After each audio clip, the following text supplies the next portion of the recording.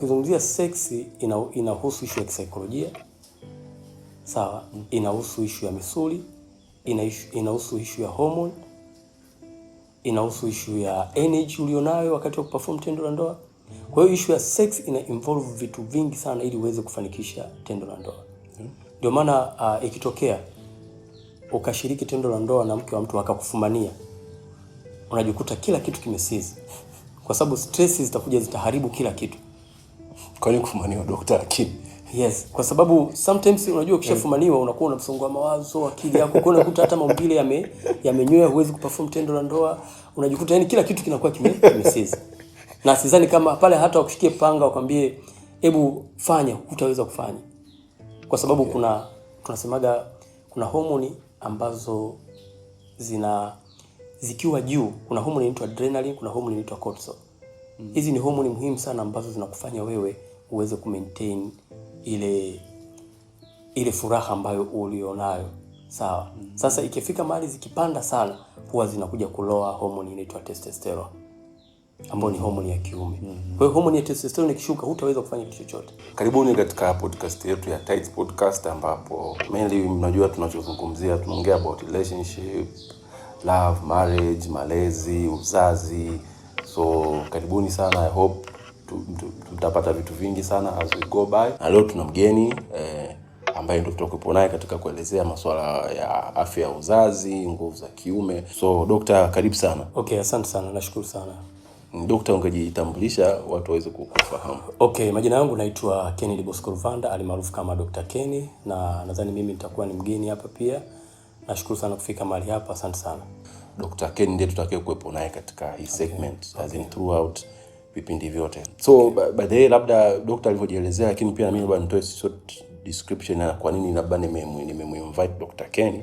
Nimeinvite Dr. Kenny mainly kwa sababu ukiachana na kumjua kwa muda mrefu na nimeona success stories zake nyingi sana.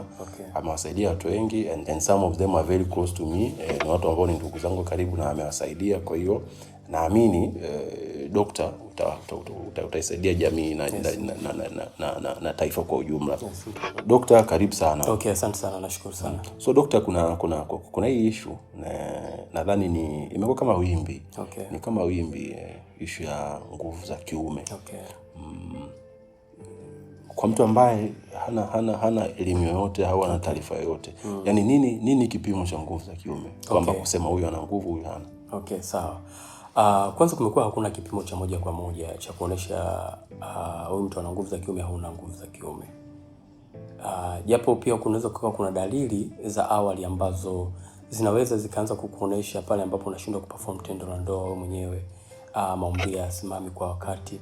Lakini pia wakati mwingine hakuna dalili za kuonesha mwanaume huyu hawezi kumridhisha mwanamke kwa sababu ana changamoto ya nguvu za kiume. Mara nyingi watu wanasema kwanza wanawake wanatofautiana. Na kuna wanawake ambao anaweza kalizika kwa dakika 5. Na kuna mwanamke mwingine analizika kwa dakika 14 au dakika 15. Na kuna mwanamke mwingine ili aweze kulizika kwenye tendo la ndoa anahitaji nusu saa nzima ili aweze kulizika kwenye tendo la ndoa. Kwa hiyo kuna wanaume ambao wana uwezo mkubwa wa kushiriki tendo la ndoa zaidi ya dakika 45. Na kuna wanaume wengine ambao wana uwezo wa kushiriki tendo la ndoa kwa nusu saa. Na kuna wanaume ambao pia wana uwezo wa kushiriki tendo la ndoa kwa dakika 5. Kwa hiyo nadhani kinachotakiwa ili udetermine huyu mtu ana uwezo wa kuperform tendo la ndoa au ana nguvu za kiume au hana nguvu za kiume ni kuangalia huyo mtu anakutana na nani. Kwa sababu ukimchukua mwanaume ambaye ana perform dakika 5 tendo la ndoa, kwake inakuwa ni kama jambo la kawaida. Mwanaume huyu akaja kukutana na mwanamke ambaye ili aweze kulizika anahitaji nusu saa. Huyu mwanamke ambaye anahitaji nusu saa lazima atasema huyu mwanaume ana changamoto ya upungufu wa nguvu za kiume. Na ukimchukua mwanaume ambaye ana uwezo wa kushiriki tendo la ndoa kwa nusu saa akikutana na mwanamke ambaye ana uwezo wa kuperform tendo la ndoa kwa dakika 5, huyu mwanamke anaweza akaendelea kulizika kwenye tendo la ndoa na anaweza pia simseme kama na changamoto ya nguvu za kiume. Kwa hiyo changamoto ya nguvu za kiume mara nyingi huwa ina determine uwezo wa mwanamke kuhimili tendo la ndoa na uwezo wa mwanaume kuperform tendo la ndoa, na inategemeana na perform tendo la ndoa na nani. Okay, poa. So doctor, hapo nadhani ningewatetea wanaume wenzangu kidogo hapo. Kama okay, of course wanawake wako tofauti, kama ulivyosema, naamini na ndio hivyo kwamba binadamu tunaomba tofauti na ndio. So kama kuna mwanamke mmoja anaridhika ndani ya dakika 5, kuna mwanamke mwingine anaridhika ndani ya dakika 14, mwingine dakika 20, mwingine kusambaka lisa. Je, hauoni kama hii ni changamoto kwa wanawake kwamba labda wao ndio wana upungufu wa nguvu za kike? Kwa sababu gani? Mimi kama uwezo wa mwanaume ni dakika 2 au 3, akutana na mwanamke ambaye anaenda anataka nusu saa. Kwa mwanaume akifall short ataambiwa hana nguvu za kiume. Lakini je, si kana kwamba wanawake wenyewe wana changamoto? Kwanza kikawaida mara nyingi huwa tunasema uwezo wa mwanamke kwenye kiwango cha kawaida kabisa ambacho ni constant kuweza kulizika kwenye tendo la ndoa inakuwa ni kuanzia dakika 10 mpaka 14. Hizi ndio dakika ambazo huwa tunasema mwanamke ambaye yuko kwenye hali ya kawaida, hana maambukizi ya bakteria, hana changamoto ya mabadiliko ya hormone, hana changamoto za msongo wa mawazo, mara nyingi sana huwa tunasema ni kuanzia dakika 10 mpaka 14 anakuwa tayari ameshalizika kwenye tendo la ndoa. Lakini kuna wale wanawake ambao tayari walisha pata changamoto za maambukizi ya bakteria, wamepata changamoto za mvurugiko wa hormone, wamepata changamoto pia za tunasema za matumizi ya dawa za majira. Sawa. Kwa hiyo wanawake wa hivi asilimia kubwa lazima watakuwa na changamoto kwenye performance ya tendo la ndoa. Sasa mwanamke huyu automatically anaweza kujikuta anakuwa mkavu, haliziki wakati wa tendo la ndoa, hasikii hamu yoyote.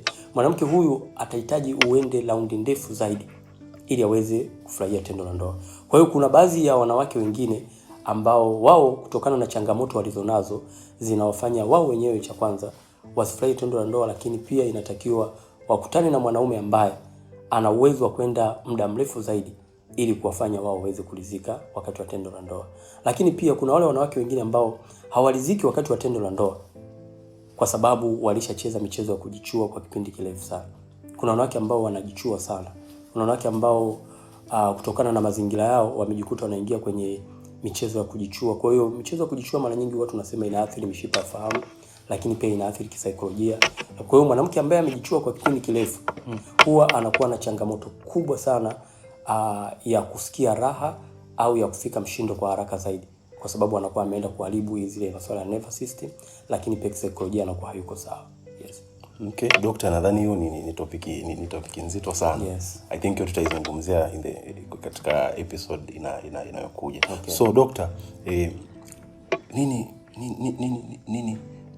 chanzo? Nini tatizo la hili wimbi la ukosefu wa nguvu za kiume? Kwanza mara nyingi huwa tunasema changamoto ya nguvu za kiume sio kwamba haikuwepo kipindi cha nyuma. Ilikuwepo tangu kipindi cha nyuma, ila kwa sasa imeonekana ni kubwa kutokana na vyakula tunavyokula. Hatupati muda wa kupumzika. Stress zimekuwa nyingi. Lakini pia kumekuwepo kuna changamoto ya upungufu wa homoni ya testosterone kutokana na madawa tunayotumia pia. Na mara nyingi tunasema homoni ya testosterone ina kawaida ya kupungua aidha kutokana na dawa, msongo wa mawazo, lakini pia na kadri umri unavyozidi kwenda mwanaume huwa homoni yake ya kiume inazidi kupungua zaidi. Okay, Dokta, kama nimekuelewa vizuri na kama nimekusikia vizuri kwamba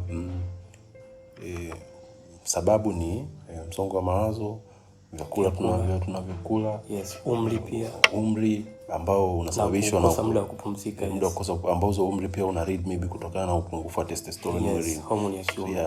So na mimi testosterone ni homoni muhimu sana katika like hiyo like manhood, katika nguvu za kiume. Like napata wapi testosterone? Okay, testosterone inapatikana kwa namna nyingi. Kwanza kikawaida homoni ya testosterone inazalishwa na mwili wenyewe. Mara nyingi tunasema mtu anavyozaliwa anazaliwa na kiwango cha homoni ya testosterone. Sasa hii huwa haijalishi ni kwa mwanamke au ni kwa mwanaume. Kuna wanawake ambao pia wana testosterone, lakini testosterone kwa mwanamke inakuwa iko kwa kiwango kidogo sana, haitakiwi kuzidi. Lakini mwanaume anatakiwa kuwa na homoni ya testosterone kwa sababu homoni ya testosterone ni homoni ambayo inamfanya yeye aweze kupata hamu ya tendo la ndoa. Homoni ya testosterone ni homoni ambayo inamtengeneza yeye kuwa kama ambavyo mwanaume anatakiwa kuwa. Maana yake kuwa na sauti nene, kuwa na muscles, ndio inayotengeneza misuli, lakini pia homoni ya testosterone ndio ambayo ina enhance wakati wa kushiriki tendo la ndoa. Sasa tunaipata wapi homoni ya testosterone? Homoni ya testosterone katika hali ya kawaida binadamu anazaliwa nayo. Lakini pia homoni ya testosterone tunaweza tukaipata kwa kupitia vyakula ambavyo tunakula. Kwa mfano, kuna baadhi ya mimea ambayo ina kiwango kingi sana cha homoni ya testosterone. Kwa mfano, mmea unaitwa ashwagandha. Ashwagandha ni mmea ambao asili yake ashwagandha ni mmea ambao unapatikana maeneo mengi, lakini umekuwa maarufu sana nchini India au kwenye tiba ya kitu kinachoitwa Ayurvedic. Lakini pia kuna ginseng, lakini pia kuna mmea mwingine unaitwa hudia. Kuna mimea mingi tu ambayo huwa inasapoti ongezeko la homoni ya testosterone kwenye mwili. Asante Dr. Testosterone umeelezea vizuri sana. Hongera sana. Okay, and kwa kuwa mkweli, inanifungua hata mimi. Inanifungua akili, nadhani hata watazamaji wetu na wasikilizaji wetu wanapata kitu. So Dr., sababu zingine ulizosema ni kwa busy sana na msongo wa mawazo. Kwa sababu mimi ninaamini kwamba tendo la ndoa ni la watu wawili, mwanamke na mwanaume. Kwa lazima muandane. Is it true kwamba mkiandana kwa muda mrefu na mwanaume pia unachelewa kufika mshindo? Hapana. Mara nyingi hii hali huwa inatofautiana kati ya mwanaume na mwanaume. Kuna mwanaume mwingine ambaye akimwandaa mwanamke kwa muda mrefu huwa inapelekea anajikuta tu manii zile zimetoka. Yaani anajikuta mbegu zimetoka. Na mbegu zikisha toka automatically anakuwa hana uwezo wa kuendelea kushiriki tendo la ndoa. Kwa sababu huwa tunasema mwanaume akishatoa manii anatumia nguvu kubwa sana wakati anatoa manii. Kwa hiyo anajikuta amepoteza calories kadhaa au amepoteza energy kadhaa wakati anatoa zile manii. Ndio maana kuna baadhi ya wanaume wengine anapomwandaa mwanamke automatically huwa anajikuta ametoa manii nyingi sana. Sasa akishatoa zile manii hawezi kurudi tena raundi nyingine. Na kuna baadhi ya wanaume wengine pale ambapo anamwandaa mwanamke huwa wanawahi kutoa manii ambayo kitaalamu inafahamika kama premature ejaculation. Premature ejaculation ni kutoa manii hata kabla hujashiriki tendo la ndoa. Sasa huu ni changamoto za udhaifu pia. Sawa. Lakini pia kwamba mwanaume anapomwandaa mwanamke anaweza akachelewa. Hapo huwa inategemeana na uwezo wa mwanamke kuhimili wakati wa tendo la ndoa. Kwa sababu kuna wengine akimwandaa mwanamke kwa kipindi kirefu huwa anajikuta maumbile yake yanalala. Hawezi tena kuperform tendo la ndoa. Kwa sababu kile kiwango cha damu ambacho kinaingia kwenye maumbile kinakuwa kikikaa kwa muda mrefu kinaanza kurudi. Kwa sababu ili maumbile ya mwanaume yaweze kusimama yanahitaji flow ya damu. Ile flow ya damu iende kajae kwenye maumbile.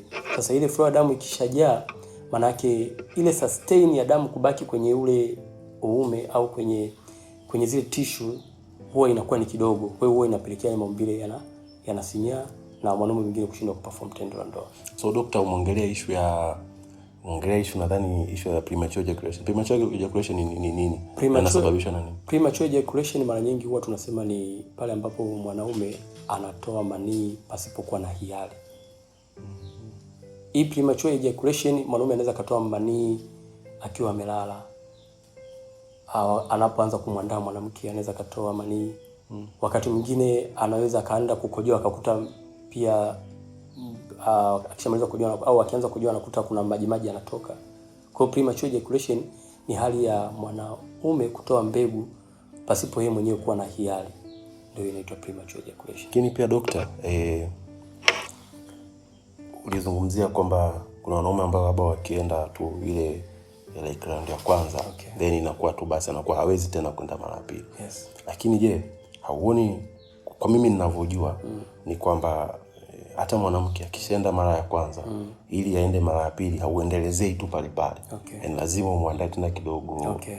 Unajua, na utakapomwandaa ndio atapata ile hamu ya wewe kuendelea tena kwenda round ya pili. Na je, sio vivyo hivyo kwamba hata wanawake wanapaswa kwamba ukishaenda round ya kwanza akuandae, na sio kwamba inakuwa kama vita anakuwa anakuangalia sasa wewe vipi? Wewe nini? Unajua? Kwanza unajua issue ya mapenzi ni issue ya kisaikolojia.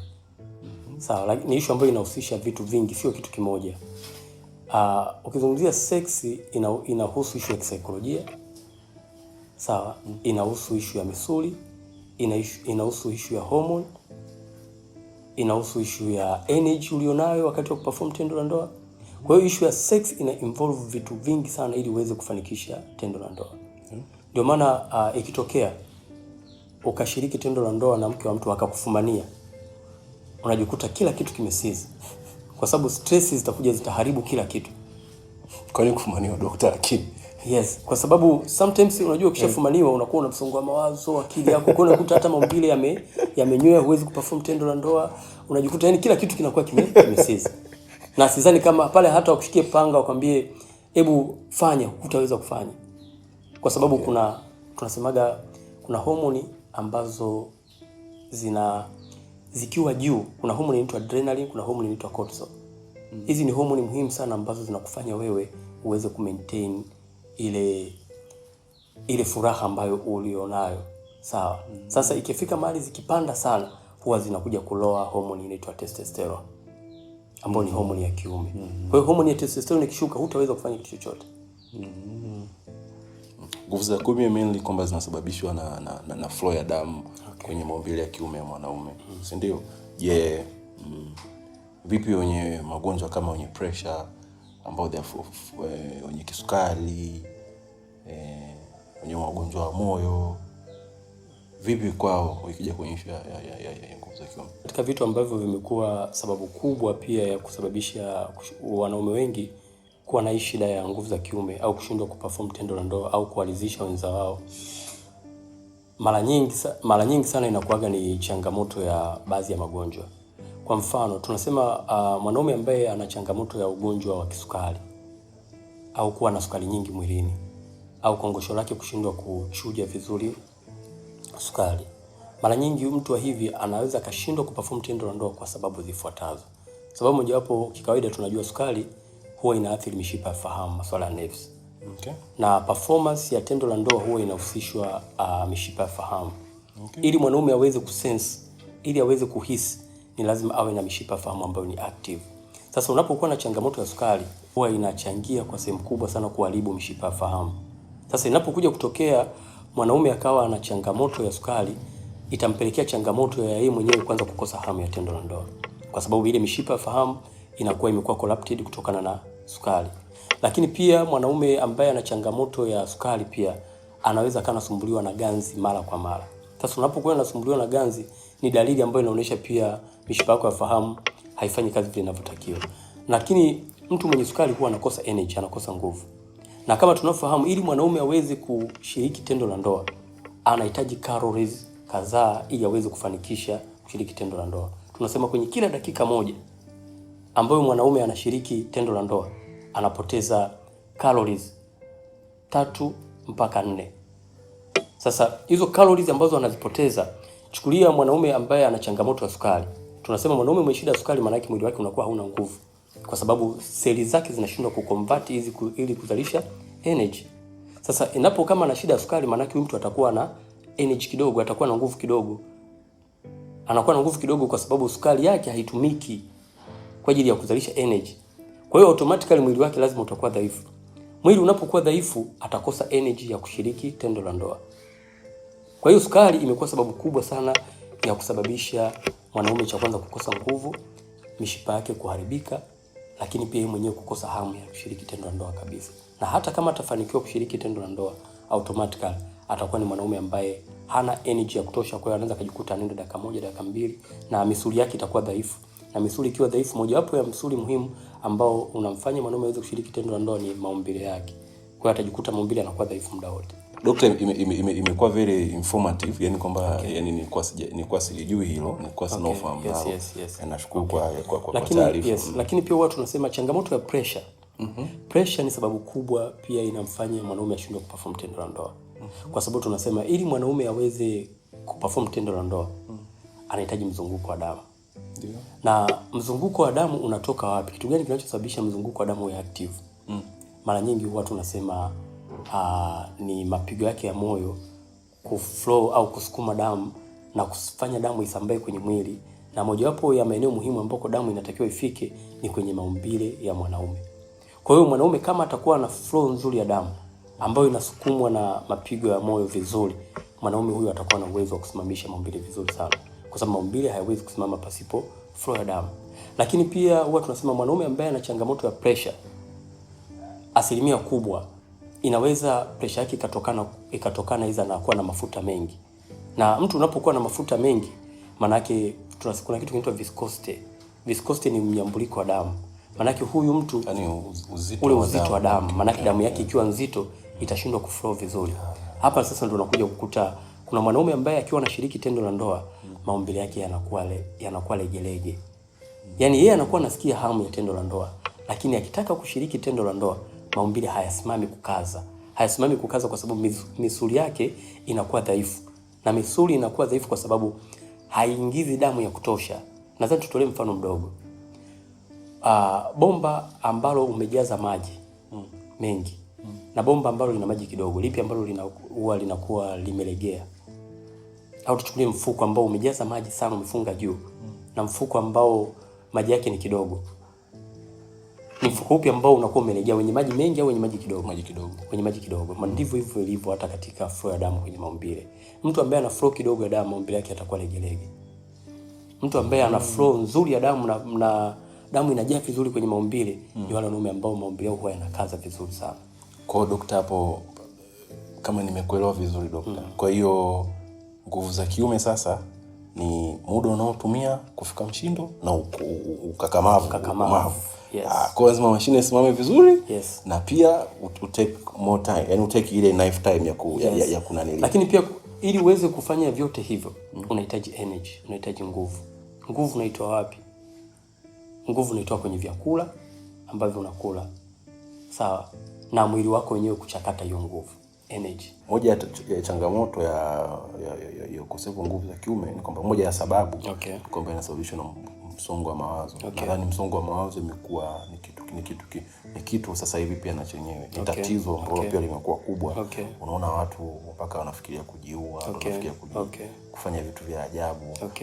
Msongo wa mawazo ni ugumu tu wa maisha peke yake au ni nini inasababisha msongo wa mawazo? Mimi nadhani msongo wa mawazo ni lifestyle in general. Yaani ni mfumo wa maisha tu. Unajua inategemeana uko kwenye stage gani ya maisha, uko kwenye level gani ya utafutaji. Na kama tunafahamu stage za maisha hatuwezi tukafanana watu wote. Kuna ambao tayari wameshapata, kuna mwingine hana. Yule ambaye hana, kwenye jitihada za kutafuta, hapa katikati kuna changamoto nyingi ambazo mtu lazima atakutana nazo. Kwa hiyo huwa inatokea, yes. Ambapo msongo wa mawazo pia huwezi kuavoid. Ni vitu ambavyo vinakuja kutokana na shughuli za utafutaji, yes. Kwa wanaume wanaotuangalia hapa. Sio wanaume tu, hata wanawake. Yaani dalili ni zipi kana kwamba wewe aidha una tatizo la nguvu za kiume, au dalili ni zipi zinaashiria kama unaweza kupata tatizo la nguvu za kiume? Mara nyingi sana kwa mwanaume kuna kuaga hakuna dalili za moja kwa moja, zaidi ni kushindwa kuperform tendo la ndoa. Lakini kuna vile viashiria vya awali ambavyo mojawapo huwa tunasema ni maumivu ya mgongo, kiuno. Ukiamka asubuhi unakuta maumbile yako hayasimami kabisa, kukosa hamu ya tendo la ndoa. Akipita mwanamke unaweza kukuta kipindi cha nyuma akipita mwanamke ambaye unampenda au unamtamani, unaweza kujikuta maumbile yako automatically yanasimama. Lakini ukishaanza kuwa na hiyo shida, inaweza katokea mwanamke mbele yako akatoa nguo na ukajikuta kabisa hamna chochote utakachokihisi. Hata maumbile yako kushtuka anaweza yasishtuke. Kwa hiyo hizo ni dalili za awali. Lakini pia wakati mwingine unaweza kuwa unasumbuliwa kama tulivyosema maumivu ya mgongo, kiuno, wengine husumbuliwa na maumivu ya kichwa, kuchoka, mwili kuwa dhaifu sana. Hiyo ni dalili za awali ambazo zinakuonesha umeanza kuwa na changamoto ya upungufu wa nguvu za kiume. Lakini pia kwa mwanamke kujua kama una changamoto ya mabadiliko ya homoni ambayo yanamfanya mwanamke asiweze kufurahia tendo la ndoa, cha kwanza huwa tunasema ni pale ambapo mwanamke akishiriki tendo la ndoa anapata maumivu, kuwa mkavu, kukosa ile hisia ya tendo la ndoa. Kuna baadhi ya wanawake wengine huwa wanasumbuliwa pia nao na maumivu ya mgongo, maumivu ya kiuno. Lakini pia kuna baadhi ya wanawake ambao wakianza kushiriki tendo la ndoa huwa wanapata maumivu makali sana kutokana na hali ya ukavu.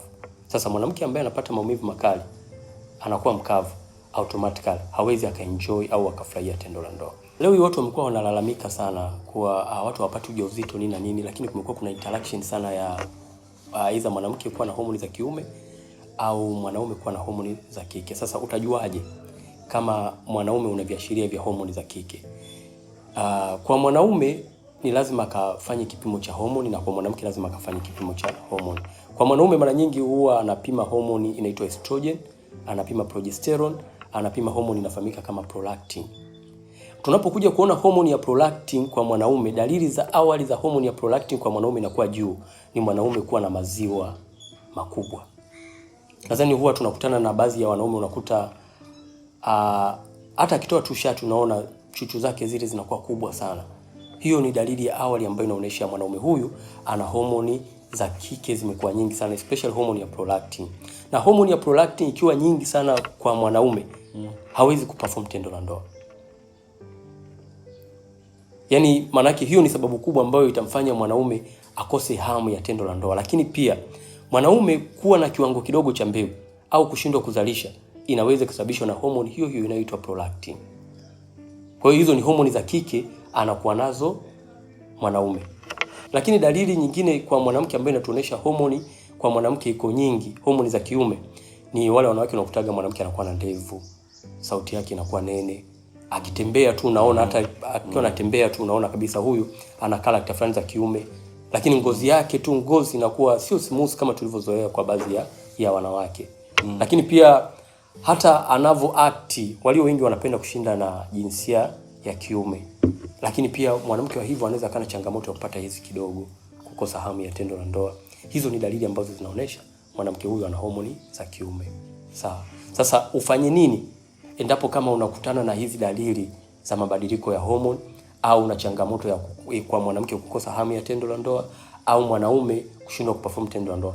Kitu kikubwa cha kwanza nitakiwa kukutana na wataalamu wa afya ili wakushauri upime hormone gani ambazo ni za msingi ili kuweza kujua changamoto yako ya hormone nini, kwa sababu binadamu tuna hormone nyingi.